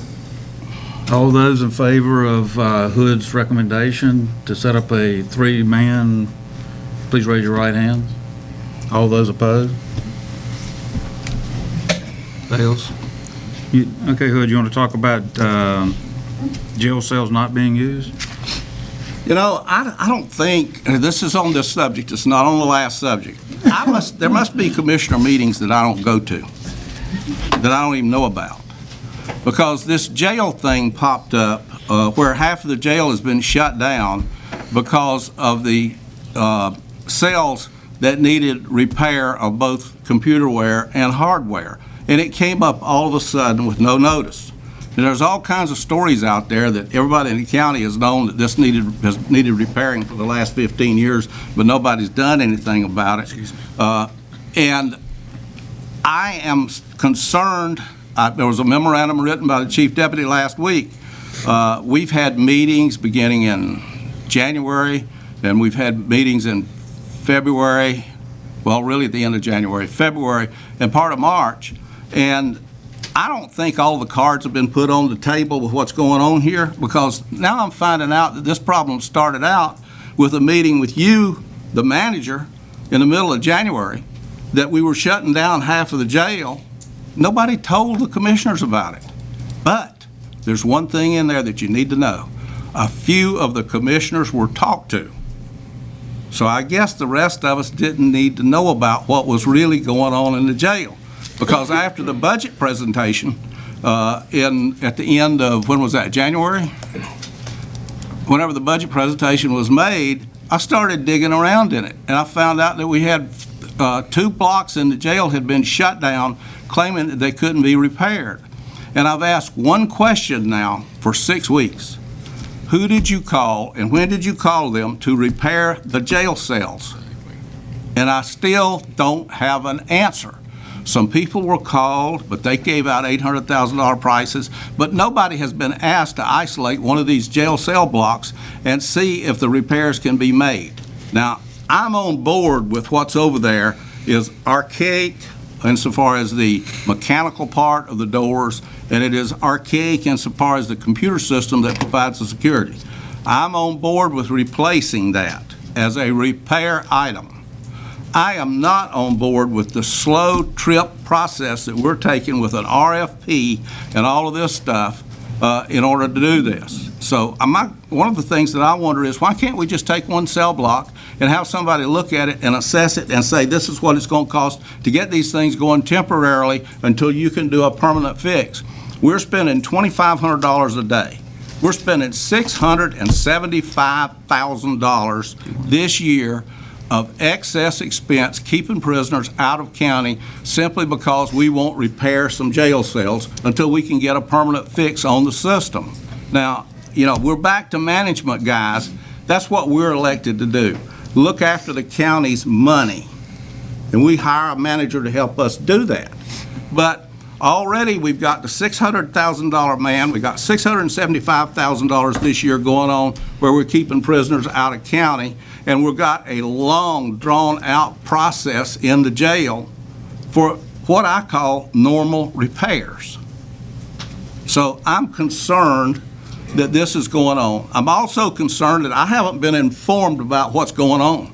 I'm concerned that these people apparently talk to a few commissioners, and it never comes before the Board of County Commissioners, the whole problem that we got a serious problem in the jail, and we need to figure out what to do about it. A few people in the background are making these decisions, and they're not telling everybody what's going on. Now, you guys just skirted a lawsuit for backroom dealing. And you're right back to doing the same things you've been done again. Every commissioner on this board needs to have the same information at the same time. The buddy system is not going to work. Keep trying it, because these people out here are going to take you out. Mr. Richardson, when we had 3 different vendors come in, I think Monday, Tuesday, and Thursday, we walked through the jail, and you sat in the meeting with them, the guys from Georgia, and said, let's do it right. This system, and you admitted that it's 50-year-old hardware. The software is on DOS system. We're up to Windows 10, and you wanted it done right then. I still want it done right, but why do we need to waste $2,500 a day? The number of people that the sheriff's department is hauling back and forth from these other jails to court means there's not any sheriffing being done in Beaufort County. You know, law enforcement itself is suffering because people are hauling prisoners around. But nobody has yet said to Georgia Iron Works, or whoever it is, not Georgia Iron, it's a different outfit, Georgia Security, whatever they're called, tell us what it'll cost to fix this block of cells and get it operating while you're preparing your plan to fix all of the cells and put a new system in and solve the whole problem. As long as the county has plenty of money, I just think that we're just going to keep spending money. You can't do that forever. There has to be some management go into this, and the board needs to be informed of this stuff all at one time, because we were informed at that budget meeting, and then Charlie writes a memorandum that says, oh yeah, there were meetings back in January, and we talked to some commissioners. No kidding. Who did they talk to, guys? Who are the insiders? Well, I put up my disclaimer. I wasn't at the meeting, Hood. I was not at the meeting either, Hood. You scratch that off. Me either. Okay, then the manager is the one that's making all these decisions, and he's not coming to us and telling us what's going on. Are you willing to eat that, Mr. Manager, that you're not doing your job? No, sir, because I can tell you we're doing our job. We're doing our job legally. Very good. And let me explain the process.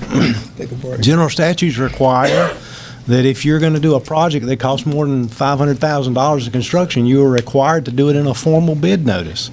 That is what we're doing. You actually suggested to me in an email that we not do that and break the law, and we will not do that. I did not suggest that. Yes, you did, Commissioner Well, Richardson. you say your thing, and then I'm going to say mine. I'm sure you will, but every board member got that same email. And that email was, we ought to do something different so we don't have to do that. And what we explained was that was against the law, and we're not going to do that. We had the state auditor come down and investigate us because a commissioner called them because they didn't think we did the process right in the radio project.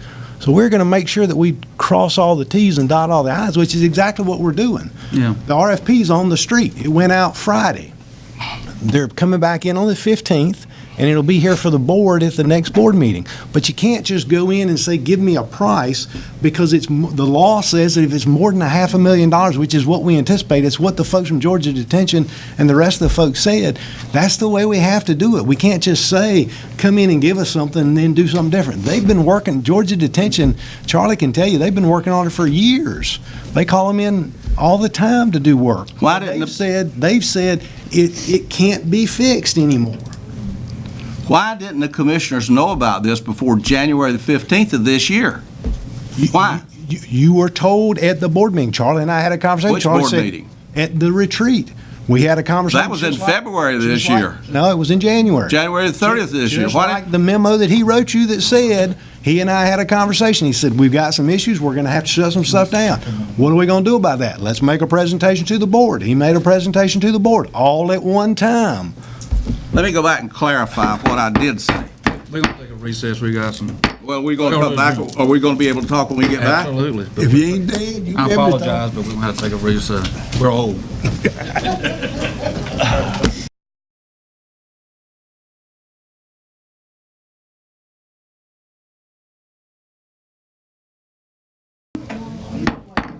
You'll be waiting. We're back from recess.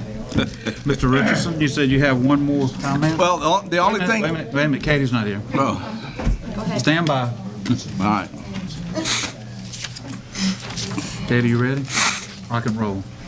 Okay, the only thing I wanted to say is in the email that all the commissioners got, what I was proposing was that why don't we, the same thing I started off with, why don't we take one of these cell blocks and see what it will cost and take to get it going? Because I don't know, how many people are in a cell block, Charlie, 15? Yeah, 15 in a cell block. 15 times 50 is $750 a day that you save if you can get that going. So you ask yourself, what will it cost to get this cell block going? And nobody has done this analysis, and they tell me I don't know anything about management. That's all I had to say. We're good. Okay, Mr. Langley. Thank you. I'm not going to make any type of motion tonight, but I just want to start a discussion about the Public Safety Center complex. And I want to say, first of all, is just based on the last conversation that was just held here, is plenty of information to support a new facility. I mean, just talking about medical costs and inmate transport and the taking deputies outside of the county instead of being here in the county taking care of business. And it's a shame that your prisoners are elsewhere and something happens to them and the facility that they're in takes care of all this medical stuff, and then you get a bill for it. Whereas if they were in your own facility, you would already know about that. And I have a few more numbers for you. 2016, 17, and 18. $1 million safekeeping. Overtime, $732,298. Then overtime in the jail. The first was overtime for the deputies. Overtime in the jail, $211,423. $1.9 million. Then factor in the repairs that are constantly being done in the jail. You know, sometimes, I'll just use the analogy with an automobile. Sometimes you get to the point you say, well, I'm just tired of messing with this thing. It's one thing right after another. It's simply time to replace it and move on. We have got to stop throwing money into a money pit, because that's all the detention center is right now, is a money pit. And it's time for us to have a serious conversation about what exactly we're going to do. And one of the problems that I have is everybody keeps talking about how many inmates are inside the facility. That is not the problem. The problem is classification, officer safety, inmate safety. It's just like this. Let me give you this example. If there's an altercation in the facility, and let's say the jailers use some pepper spray, there's an inadequate ventilation system in that facility. So when he sprays Peter, Paul, Johnny, and everybody else gets pepper spray. And you got to understand this about a detention center. The purpose of the detention center is not really to execute a sentence. It's to hold a person until they can go to trial. And one of the other things I want you to think about, and it may come to your house one day, is you and your wife been married for years. And then one day you have a great falling out. She picks up the phone and dials 911. He hit me. So now you have 48 hours in the Beaufort County Jail. But there's no place just for guys who are come in who've been accused of domestic violence. You will go into the general population. That's what I mean about classification. It's just like with the females. They got one cell block, am I right? For females. And regardless of what charge this female has, she's in there with the female who's in there for shoplifting a package of pork chops. But she's in there for slicing someone's throat. And you have them right there together. And I want to say this to you all. Nobody jumps up and cheers that, yay, yay, yay, we're going to build a jail. It's not one of the things that communities look forward to doing. You build a jail out of necessity. And I'm saying to you now, we're at that point where we need to stop throwing money into that place. You're just throwing it away. I guarantee you, $5 or $6 million have been spent, non-refundable. When you spend it, it is gone. And I'm just asking folks to really consider not allowing us as commissioners to make the decision about the new facility, but you as the taxpayer to make that decision. And no, that's not something that could happen anytime this year, because it would, the earliest that this referendum could go forward is in 2020. So that's a whole year to talk about it, open debate, and I can live with whatever the public says. But I just can't sit here on the seat of do nothing and not try to effect a change. The public has the power. You have the power to say yes. You have the power to say no. And I want to say this one last thing, and I'm going to leave it alone. We're going to keep messing around until one inmate gets the wording right on a lawsuit, and Beaufort County is going to have to build a facility that they will have no control over. Right now, if we do it, we have a lot of say in it. But once a federal court or state court mandates what we do, that's it. There's no reasoning with anybody. Ask some of the other places that's been sued how in the jail they have mahogany desks. That lets you know just how extravagant it can be when the courts say you have to build it. Mr. Chairman. Yes. I want to go with this too. You know, I appreciate what my friend Jerry Langley has said here. His heart's in the right place. There are some arguments that go with this. But this does not take away the management problems that we have with the jail that we have. We have 18 on average every month. It'll go from 16 to 19 prisoners who have been in there from 6 months to 2 years without having a date set for a trial. If you divide that out, the jail we've got is very adequate if you can take care of that. And you ask yourself, why is that? And the reason is because of the games that are played. That's why we need an oversight committee to look at the jail. They'll put people down there and they'll sweat them out for, if you will rat somebody else out, we will reduce your charges. We know you can do it, and we're not calling your case till you do. That's one of the games that's played. There's a lot of other games. There's the multiple warrant game that's played, where we got 3 warrants on you, and guess what? You're getting out tomorrow, and the guy's standing there when you get out serving another warrant on you, so you go right back in jail. Now, there's all kinds of things that are not right that go on in the Beaufort County Jail, unless you've got to get the management straightened out on what you've got. Because if you build a bigger jail, you're just making the problem bigger. They will hold more people to sweat them out. The bonds will be set higher in certain cases. The games will go on.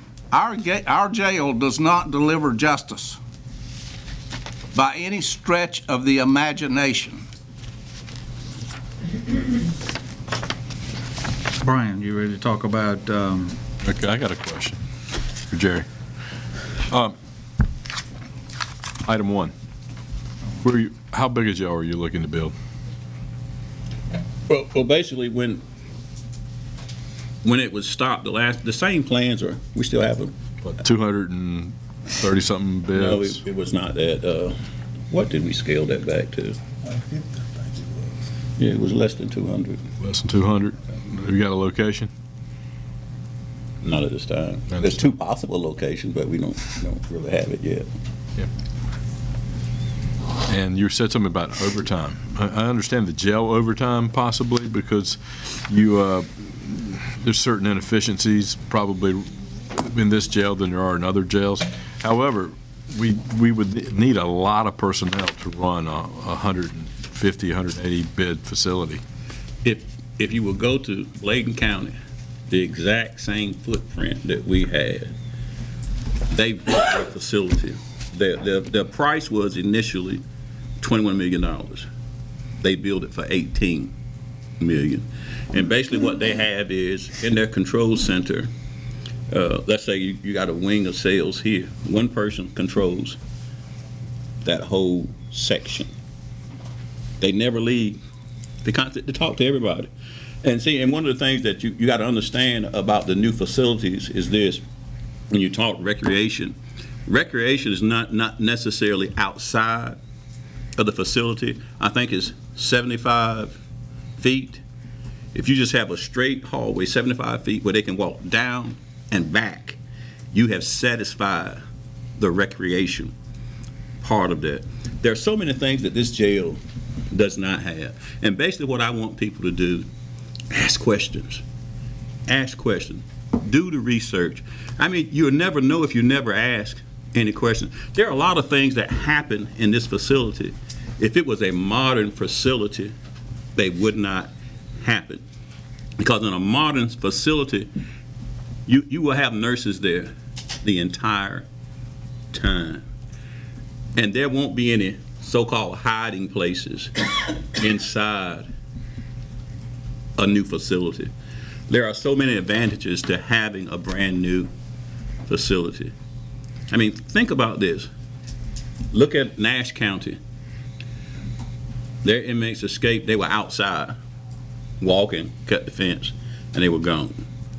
But that was the requirement for the exercise. But what I'm saying is you don't have to have outside. You can have that inside. And then ventilation.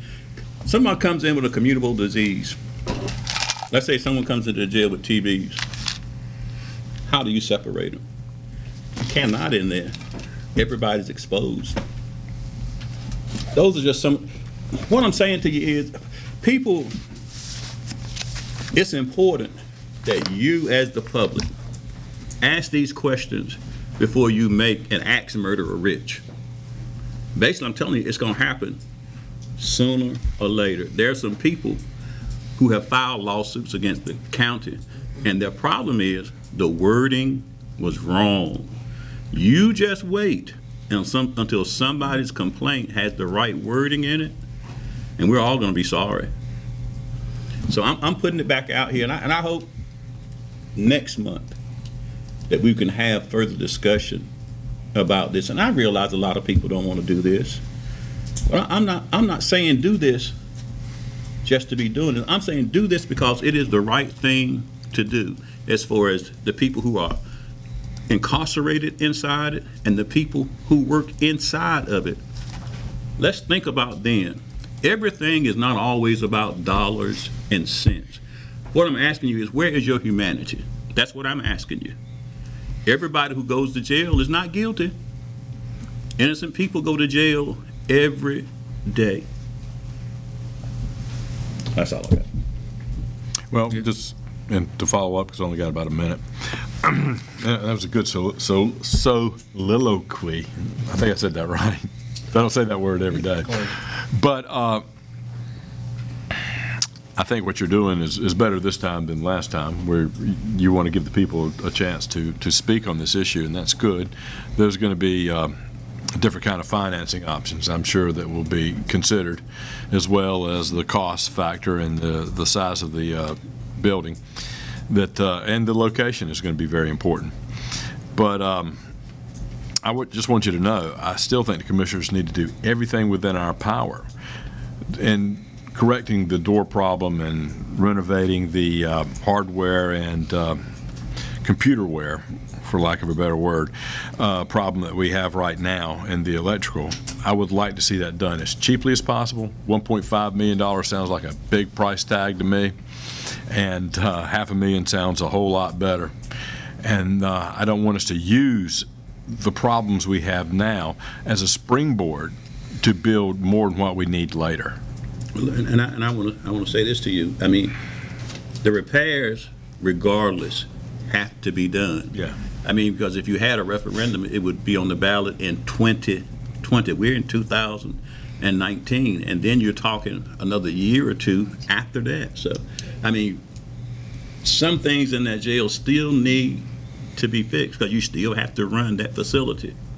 And certainly we don't want to handicap the sheriff's department in any way. I mean, we just simply need to do what is right. It's always right to do what is right. Thank you. Okay, Brian. Thank you, Mr. Chairman, members of the board. Just to take you back on the Cooperage piece of property, a piece of property that was donated to the county, had an existing boat landing on it and has been used for that. About a week ago, I got an email from one of the design engineers with the Wildlife Resources Commission. Sarah had worked on the project with us initially in looking at constructing a boat ramp at that facility. As you recall, we had worked a couple years ago with Wildlife to design. They designed a ramp for public access. We're actually going to fund that. There were some issues that occurred, and that project was withdrawn. We went back to the town after some changes, and they said we'd like to do that again. We went back to Wildlife, and Wildlife said we don't have any money to do that. We don't have any construction money now. We only have maintenance money. So that's kind of where that property sits. Sarah sent me an email the other day that said there was a grant opportunity with the North Carolina Public Beach and Coastal Water Access Program. I think we've used that before, where we could apply to put in a boat ramp. Had a conversation with her back, and she said the North Carolina Wildlife would be glad to design that facility, and although we would have to put it out for bid, they would be glad to bid on it as well, because that's what their folks do, is build those. There is a matching piece of that to that grant. There's a 10% match that local governments who are Tier 1, which we're a Tier 1 county, would have to provide for that grant. 5% of that has to be a cash match. Wildlife said we'll give you that 5% cash match. So we were having that conversation about that piece of property, and then we had an inquiry from a local developer about purchasing that piece of property from the county, looking to develop it and do an RV park and a marina and dockage and those kind of things. So the conversation then shifted, and this is all the conversation going on in my office, about was there an opportunity to do that and then move to the other section, because remember, Wildlife looked at another piece of that piece of property and said, if you go past the gut, maybe we can put a ramp in there. The issue that we run into there is we got to cross the railroad track. There's been some conversation, my understanding, that railroad track may not be in use too much longer. But the stumbling block for us initially was that was about a $200,000 cost to get across that railroad track, because they were going to require you to put gates up. And you know, if that's something that is going to be consistently used, then gates would have to be there. If it's not and done away with, then you probably wouldn't have to. What I am looking for is some direction from the board on that property. There is an opportunity that's been presented to you. I've received a letter of interest and an inquiry about the property from a local developer, and it is on the section, the existing section where you originally looked to put the Wildlife ramp. Again, looking to put in an RV park with marina, cabin rentals, docks, dockage, bulkhead the property, go in and dredge out the slip so that you could have adequate boat access, and that would put it back on the local tax rolls. There's an opportunity to do that if the board wishes to choose. You'd have to go through an upset bid process. You have to put it out there, let there be an offer made. You accept the offer, and it'd go out there for bid for an upset process, just like you did with this recent piece of property. And then we could also look to Wildlife to say, how about you help us on the upper side of the property with maybe a boat landing. So what I'm looking for from the board is some discussion and direction. I don't know that there is a little bit of a timeline on the application for the grant. Don't know if we'd even get that or not. But the pre-application deadline is April the 22nd, so we'd have to move fairly quickly on that if you wanted to pursue that. But I think there's an opportunity to pursue that on the upland piece, on the town side of the gut, where they originally showed the second landing, and then have a discussion about disposing of that existing piece of property through the upset bid process for a developer who may want to, who has said he wants to do some work there and develop it and make it an RV park and do some things that would put it back on the tax roll. So you know as much about it as I know about it, and just want to get some direction from the board on where you want to go with that. Mr. Chairman. From what you said, I think we ought to go as far as we can to sell the property to the contractor that wants to develop it. Get it back on the tax roll, will be fine with me. Mr. Deatherage. How, Brian? Yes, sir. What is the feelings amongst the aldermen in Belhaven? I don't know the feeling of the alderman. I've had a conversation with the city manager, and she was going to kind of feel that out. I think she's had a conversation with I'm not sure directly with the developer, but with maybe some folks associated with the developer. So I don't know the answer to that question. It is essentially and the reason I called her and said, let's talk about this, and I told her I was planning on bringing this to you so they could have some conversations. What we certainly don't want to do is get sideways on anything. Now, I have another question. I don't believe I was on the board when you guys acquired that property. Is there a remainder clause in the deed? No, sir. It was there was discussion at the time from the board with the donator as to whether there was whether there had to be some sort of use of that property, and there wasn't. They essentially said no. We'd kind of like for it to be something that gives back to the community and is a part of it, but there was no requirement that it be put in strictly public use or strictly whatever. Point 3. An outright donation. Good. Point 3, and I would like to send a signal here. I'd like to see us get whatever money we've got in and out, including what monies we may have to spend on the boat ramp. And hopefully that'll set a stage for the bid process. And I hope this board will concur. We need to get our money out of this. We ain't got no money in it. Yeah, I think there's. Well, we got money in it. I think there's a minimum amount of money in there right now. We've done some studies on it. We've done some engineering work on it for the brownfields. It's currently sitting on the desk of the brownfields folks. They've approved it as a brownfields site. We're just waiting on the agreement to be written. So there's part of it. Let me caution one thing on the agreement. I'd like to see us make a profit. On brownfields is be careful what you put in there for the use of the property, because there are some properties that I know of that are being held up because of the wording in that agreement, because somebody wanted to do something a little different with it. They're saying, oh, you can't do that. So we need to make it as broad as we can when we do that contract. Yeah, we haven't gotten the agreement yet. It's still sitting on their desk. It's been approved. We've got the letter, and that happened over a year ago. We got the letter that said it qualifies and you can do that with it. We're just waiting on them to write the agreement. And my understanding with this is they write a generic agreement, send it to us, and then we negotiate on it. Yeah. The other piece of that is it's not when you hear brownfields, you think petroleum and ugly stuff. My understanding from the conversation with them, the studies they've done, it's mostly fertilizer and things that can be handled through what they call natural attenuation, which just means you just let it the corner over there next to the traffic light is petroleum, but it's not strong petroleum. But let me just say the one point I wanted to make. I don't mind doing this. I'd rather sell it and let somebody else have it and operate it and get it on the tax rolls, because they're going to build you a nice boat ramp anyway. It's going to provide some jobs. It's going to be a good thing.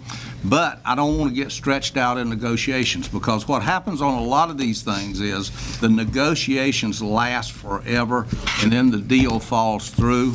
So I think we should set a time limit when these negotiations are going to be over with.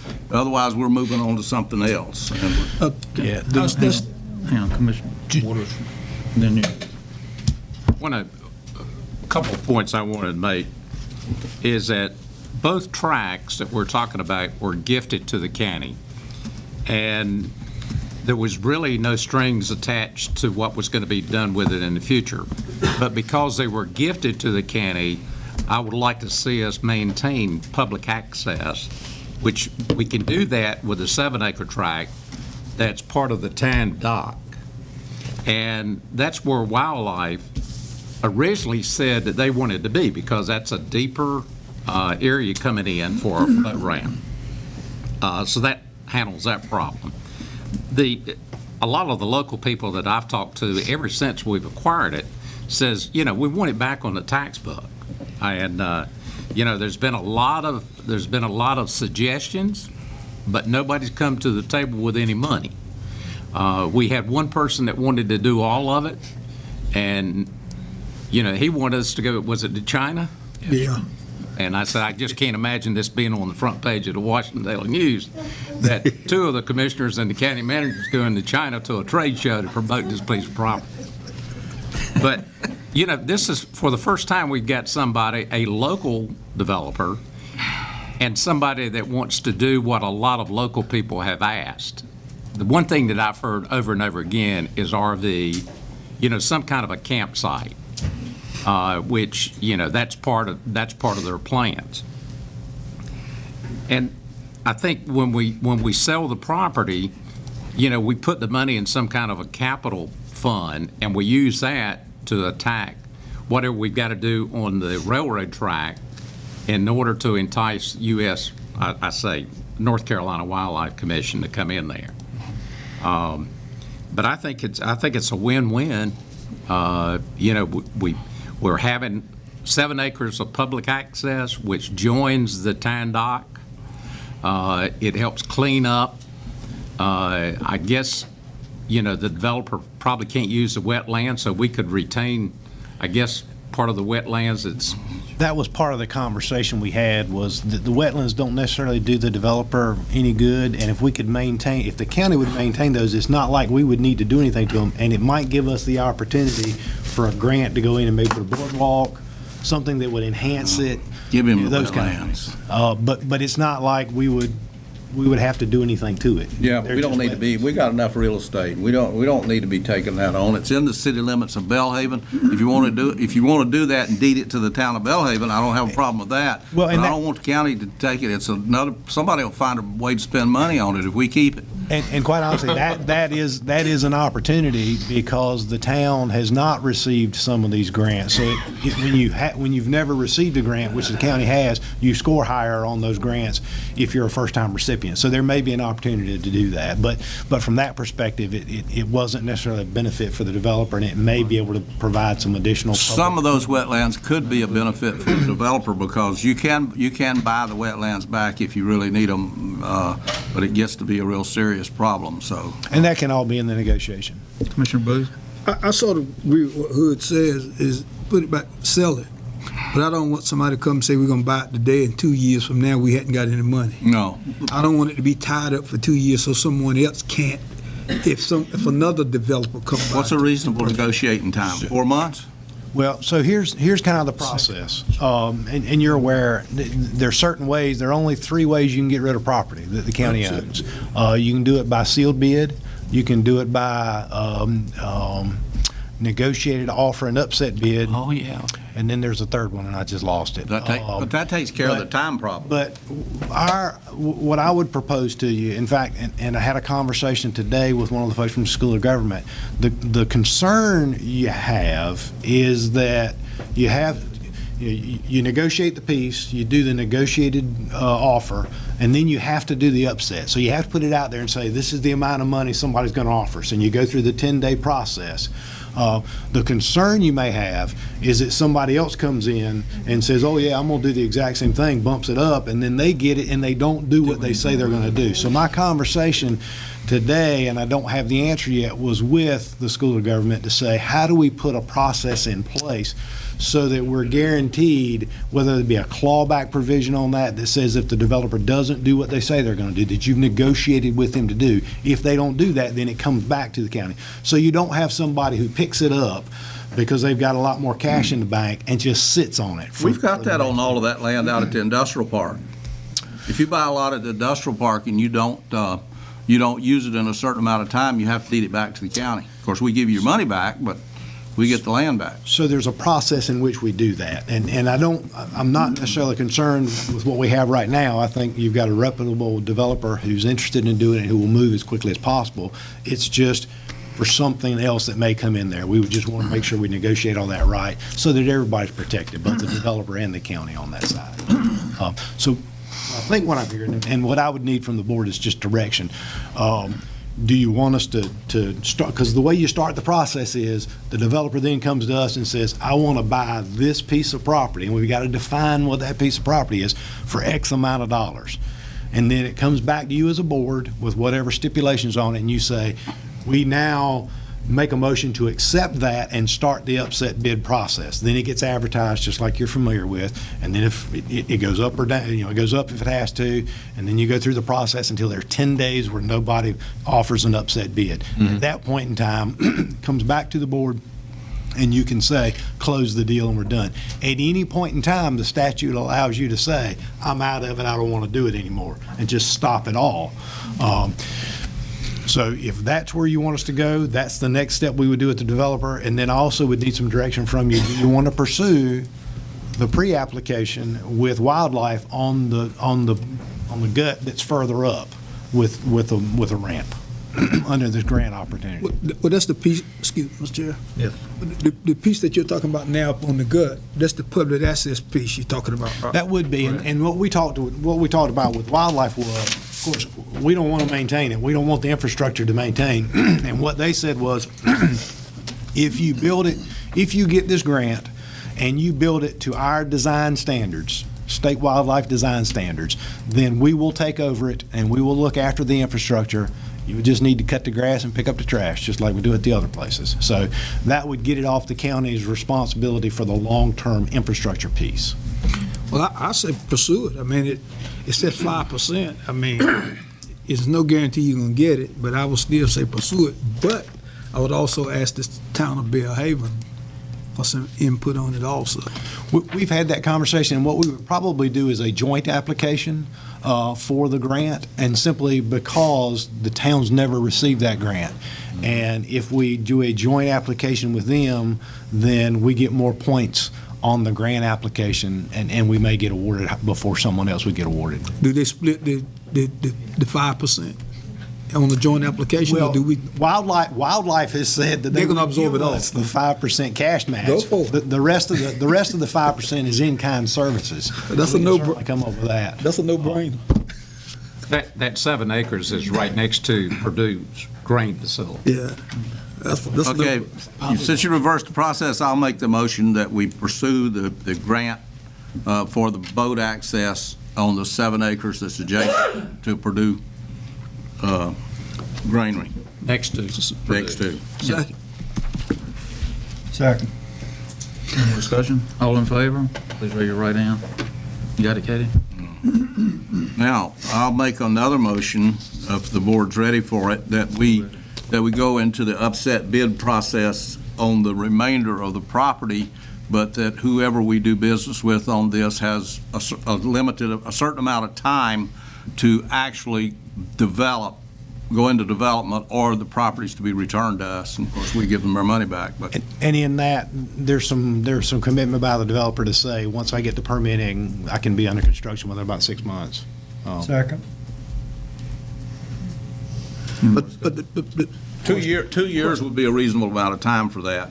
for permitting and everything. Yeah, for permitting and to begin construction. It'll take that long. Yeah, it'll take that long. But there's going to be a clause in there if it don't start in 2 years. If you don't start in 2 years, we can ask for our money back at our option. I mean, we can ask for the land back. Start that. Not the money. All those in favor, please raise your right hand. You missed a piece in there, Hood. You can always come back and ask for an extension. You didn't cover it. Right, yeah. I hate to Thank you. tell you, ladies and gentlemen, we're getting ready to go into closed session, so I'm going to have to ask you to leave again. Need a motion to go into closed session? So moved. Second. Second. All those in favor, please raise your right hand. Katie, will you read us in closed session? Going into closed session under NCGS 143-31811A3 to consult with an insurer retained by the public body in order to preserve. Gee, thanks. Mine or finance? Yeah.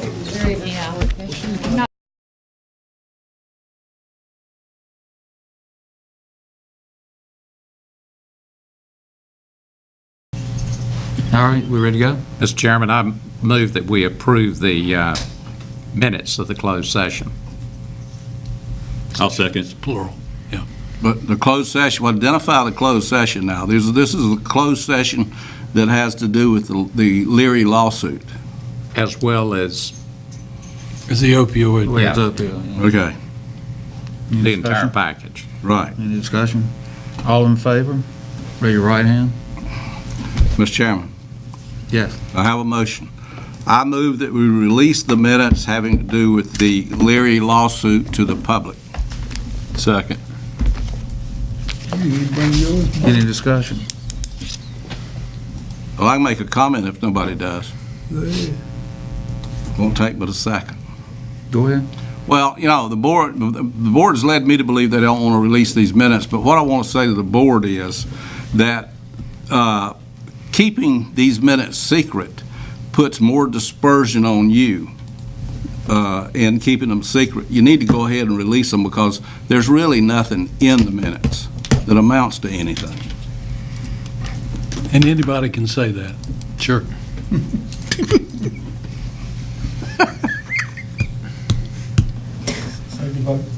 Are we ready to vote? Yeah, I got one thing. Who's I wasn't a second? commissioner. Stay. Yeah, I just want, Mr. Chairman, just one comment. One comment. Yeah. Thank you.